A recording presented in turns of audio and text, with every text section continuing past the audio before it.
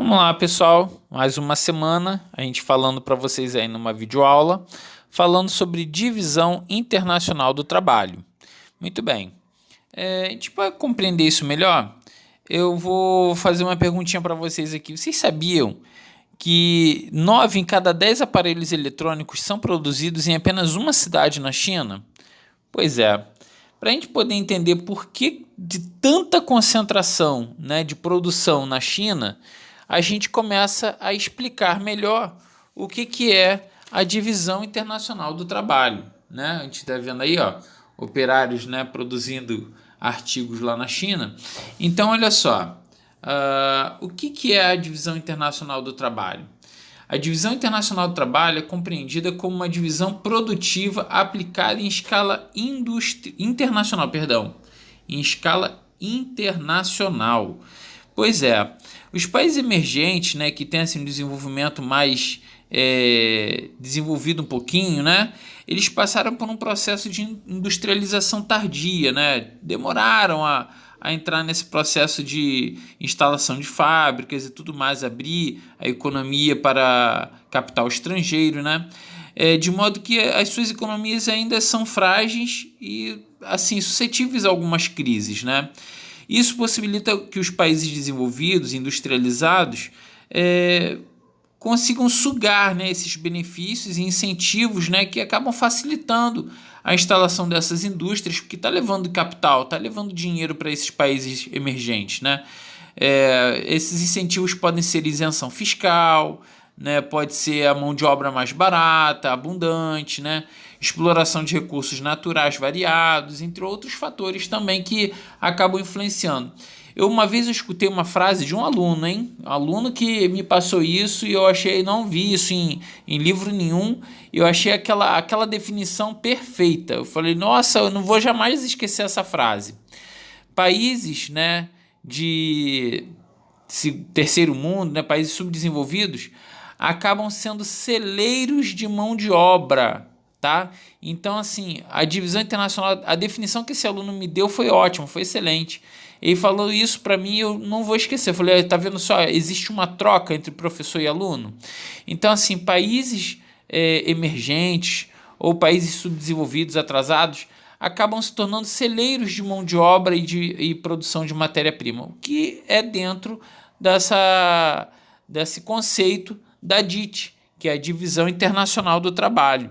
Tá? Então, assim, todos os países ricos têm uma certa dificuldade de encontrar mão de obra barata, né? E a visão do capitalismo é produzir muito e com baixo custo, né, na mão de obra e inclusive de matéria-prima também. Por isso a gente está vendo aqui essas imagens de chineses operários numa fábrica, que é a fábrica da Apple, lá na China. Né? Então, assim, por que o desenvolvimento do sistema, o designer, a tecnologia toda pensada lá na Flórida, nos Estados Unidos, né, no Vale do Silício, e por que a produção desses aparelhos é feita lá na China? Então, assim, na China nós temos uma oferta de mão de obra muito grande. Isso faz com que eles consigam colocar o valor dos salários, a remuneração muito baixa, com cargas horárias elevadíssimas. Então, assim, pensa numa produção em países como os tigres asiáticos, né? A China. Esses países têm uma carga horária, né, de um setor industrial de 12 a 14 horas por dia. Folgas, né, que na nossa legislação trabalhista aqui no Brasil a gente vê que são 4 folgas mensais, né, no mínimo. Lá são pelo menos só 2. Imagina só você tirar uma folga a cada 15 dias. Uma carga horária dessa elevadíssima. Então, assim, é muito puxado mesmo. Países como alguns países africanos, né, a gente vê pela maior parte do continente africano, colocando essa imagem aí, que são produtores de matéria-prima. Então, assim, dentro da Divisão Internacional do Trabalho, você pega os países detentores de economias fortes, que têm ali a capacidade de intelectual de produzir e planejar aquele item, aquele produto, mas a execução vai ser feita em países pobres, cuja mão de obra é mais barata e para eles a margem de lucro vai aumentando, né? Então a gente coloca aí essas imagens de africanos, né? Países africanos na produção de matéria-prima, né? E por aí vai, ó. Aí a gente está vendo a fábrica da Nike no Vietnã. Essa fábrica, a princípio, ela foi instalada no navio, só para vocês terem uma ideia, né? Tocava lá o horário do expediente, eles entravam no navio, o navio ficava ancorado no porto e os operários entravam, trabalhavam, no final do dia vinham embora, porque ali havia uma facilidade para, a partir do momento que a Nike perdesse o interesse de produzir na Vietnã, ela tirava a fábrica dali e ancorava em outro país, em outro porto, com uma oferta de mão de obra também, né? Então, assim, vários produtos a gente vê que tem de grandes marcas, né? Como a própria, estou falando da China produzindo a Apple, o Vietnã produzindo a Nike, e vários outros itens aí também de grande repercussão internacional, né? A Samsung, a LG, são produzidos em países que estão em crescimento, países emergentes, mas por que não são países de primeiro mundo? Porque ali impera a mão de obra mais barata e isso facilita a questão da margem de lucro também, né? E aí a gente vai falar um pouquinho agora sobre o capitalismo comercial. O capitalismo comercial teve início com essa questão do período de colonização, tá?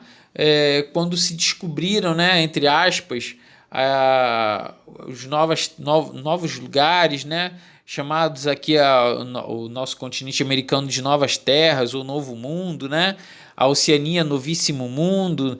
Então, assim, o capitalismo e a DIT teve essa entrada, né, essa abertura, vamos dizer assim, lá na época da colonização, quando eles começaram a expansão dos territórios pelo mundo afora. Então, a DIT e o capitalismo comercial teve início nesse período colonial. Já a DIT no capitalismo industrial foi quando entrou a fase da indústria, né? Com o acúmulo de capitais dos fazendeiros, eles começaram a pensar onde mais eles poderiam investir o dinheiro deles, e aí veio a Revolução Industrial, entrou aí a Divisão Internacional do Trabalho dentro do capitalismo industrial, que foi o surgimento das indústrias, né? Começou lá na Inglaterra e logo em seguida se espalhou por todo o mundo, tá? Quando a gente fala de capitalismo financeiro, né, a DIT, a Divisão Internacional do Trabalho, no capitalismo financeiro, a gente vê aí a difusão, né, do capital em questão de bancos, né, a prestação de serviços bancários, e isso vai fazendo com que vários países, né, subdesenvolvidos recebam essas empresas financeiras, essas instituições financeiras internacionais, o caso do Santander, né, que é um banco espanhol, e outros mais aí, aqui está um símbolo do HSBC, que era um banco asiático também, que foi comprado pelo Bradesco, e por aí vai, né? A gente tem vários outros aí, tem inclusive uns diferentes aqui que a gente ainda não é muito a bandeira daqui do Rio de Janeiro, mas a gente tem aí outros bancos que atuam em outros estados do Brasil, né? O Banrisul e por aí vai. E a gente vê que a DIT no capitalismo financeiro funciona como um setor de alta lucratividade em países de terceiro mundo, a função deles é levar essa questão dos serviços de empréstimos e financiamentos com juros altíssimos, né? Você pode perguntar, pesquisar para outras pessoas, inclusive pesquisar na internet, as taxas de juros em países de primeiro mundo não são iguais às nossas aqui do Brasil. Se pegar uma taxa de juros de cartão de crédito nos Estados Unidos, comparar com a nossa aqui, é uma diferença absurda. Então, assim, aqui em países mais pobres, em países subdesenvolvidos ou emergentes, a taxa de lucro entre essas instituições financeiras é muito elevada.